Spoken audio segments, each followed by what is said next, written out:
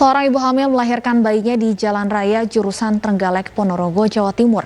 Meski proses persalinan terjadi di dalam mobil, ibu serta bayinya selamat dan dalam kondisi sehat.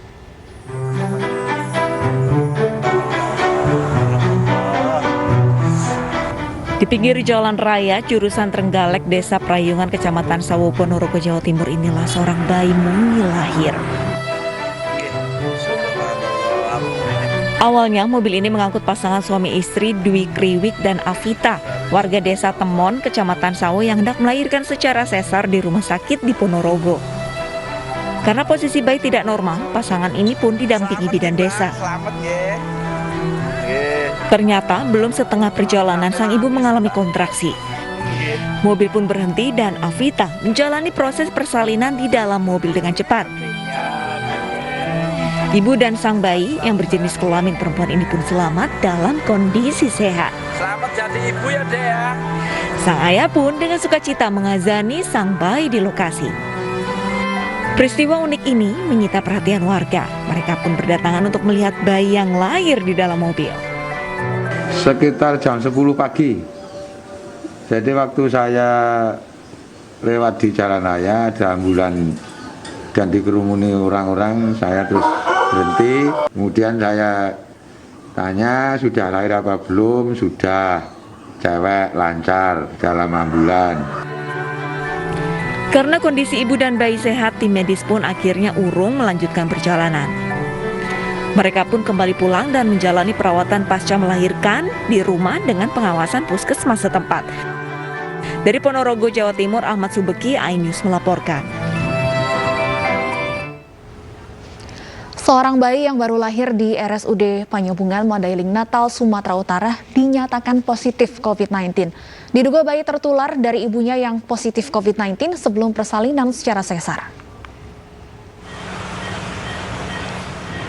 Saat ini bayi pasangan suami istri RF dan GZ, warga Sikarakara 4, Mandailing, Natal, masih menjalani isolasi di ruang NICU RSUD Panyabungan. Meski kondisi stabil, pihak rumah sakit tetap melakukan pengawasan ketat antisipasi adanya gejala yang mungkin timbul akibat COVID-19. Bayi yang lahir secara sesar tersebut dinyatakan positif COVID-19 berdasarkan hasil tes PCR Sabtu lalu. Tes PCR dilakukan karena ibu bayi juga dinyatakan positif COVID-19 sebelum persalinan.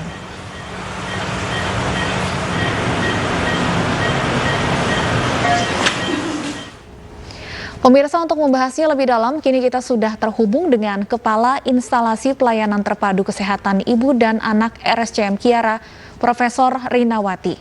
Selamat siang, Prof. Rinawati. Selamat siang. Baik, Prof, apa Kabar sebenarnya? Baik, ya, semoga kabar baik juga ya, Prof ya. Apa yang menyebabkan bayi baru lahir bisa terpapar COVID-19?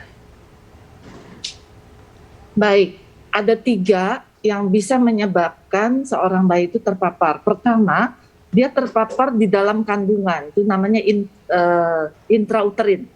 Kemudian, dia terpapar pada saat proses persalinan, mungkin terkontaminasi dengan feses, darah, dan sebagainya. Yang ketiga adalah bayi itu terpapar karena lingkungan, jadi postpartum. Gitu. Jadi 3 itu, Mbak. Artinya kemungkinan besar bayi baru lahir terpapar COVID-19 ini lebih karena faktor ibunya yang terpapar terlebih dahulu, Prof? Bukan. Dari data ya yang ada, itu yang paling banyak itu justru yang nomor 3 saat ini ya, sampai dengan saat ini.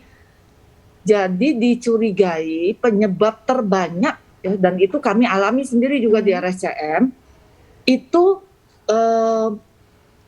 terkena lingkungan. Jadi misalkan bapaknya sakit gitu ya, terus omnya atau ibunya sendiri sakit, tetapi dia tidak mau pakai masker. Jadi dia sambil nyusuin, sambil batuk-batuk atau sambil ngomong, nah itu kan terpapar. Itu namanya postpartum, sesudah melahirkan. Mengapa? Karena sampai saat ini yang di dalam kandungan ini ya, seluruh dunia mencatat bahwa termasuk juga kami di Cipto, kemarin saya baru dari Bali juga nggak ada gitu ya. Jadi kita mendeteksi bayi itu kan positif dan tidak kan dari PCR ya. PCR itu dari tenggorokan, dari mulutnya itu negatif. Yang banyak itu justru itu yang postpartum, sesudah dia lahir terkena dampak transmisi orang sekitarnya termasuk ibunya itu. Baik, Prof, tapi kalau kemudian ada ibu yang sebelum melahirkan terpapar COVID-19, apakah sudah pasti bayi yang dilahirkannya akan terpapar juga atau ada kemungkinan bayinya tidak terpapar COVID-19 dengan kondisi atau syarat tertentu? Baik, sampai saat ini pertanyaan Mbak itu kami harus menjawabnya tidak ditemukan. Hampir sebagian besar seluruh dunia ya, bukan cuma di kami di RSCM, tidak bisa menemukan, tapi kita tidak boleh bilang nol, karena ada 1, 2, 3, itu ketemunya di mana, dia harus cari dari air ketubannya, dari ari-arinya, kemudian dari tali pusat, itu baru ketemu. Dengan teknik khusus, namanya nested PCR. Kalau yang biasa-biasa saja, enggak ketemu itu. Kalau toh ketemu, kami mempertanyakan, jangan-jangan ini salah ini. Gitu loh. Baik. Karena dunia melaporkan seperti itu, Mbak. Baik. Kemudian Prof, bagaimana untuk pengobatan bayi yang terpapar COVID-19? Nah, kalau terpapar, jadi artinya dia positif ya. Dia positif, itu kan ada 2. Sama seperti juga orang dewasa, dia bergejala atau tidak? Bergejalanya, ada yang asimptomatik, tidak bergejala, yang nggak diapa-apain itu. Kemudian bergejala ringan, obati aja gejalanya, demam ya gitu. Tapi kalau bergejala berat, nah itu antivirus masuk, bantuan napas, sama saja seperti anak-anak, orang dewasa. Bagaimana kemudian Prof tata laksana bayi yang baru lahir dengan COVID-19? Iya, tata laksananya itu tadi tergantung gejala klinis yang ditimbulkan. Sebab ada beberapa bayi baru lahir, ya, yang tadi saya sebutkan mungkin terpapar dari ibunya ya misalkan. Ibunya masih aktif, bayinya kok anteng-anteng aja. Ya, nggak diapa-apakan, susuin aja. Kemudian kalau ada gejala kita obati. Nah, gejala yang sedang ya, jadi sesek, kelihatan memang sesek, itu harus pakai alat bantu nafas, harus pakai antivirus, harus pakai obat pengencer darah, sama seperti pasien dewasa ataupun juga anak-anak yang lebih besar. Sama saja.